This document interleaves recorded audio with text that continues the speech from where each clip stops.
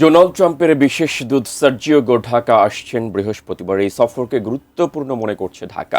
পররাষ্ট্রমন্ত্রী ডক্টর খলিলুর রহমান বলেছেন, যুক্তরাষ্ট্র এই সফরের মাধ্যমে ঢাকাকে বুঝতে চায়।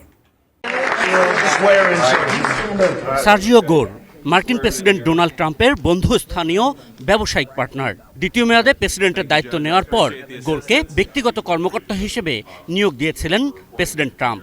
এরপর তাকে দায়িত্ব দেন দক্ষিণ ও মধ্য এশিয়া বিষয়ক বিশেষ দূতের।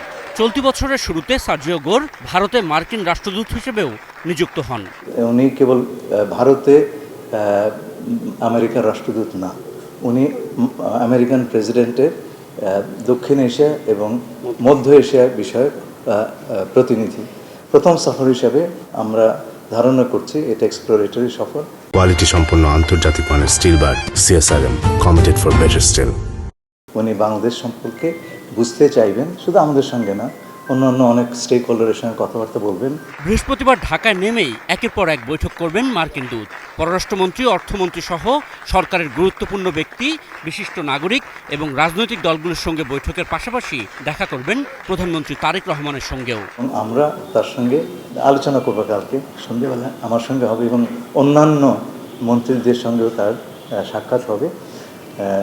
এবং আমার সঙ্গে যে মিটিং হয়েছে ম্যালওয়েতে, চমৎকার মিটিং। 3 দিনের সফরে কক্সবাজারেও যাবেন সার্জিও গোর।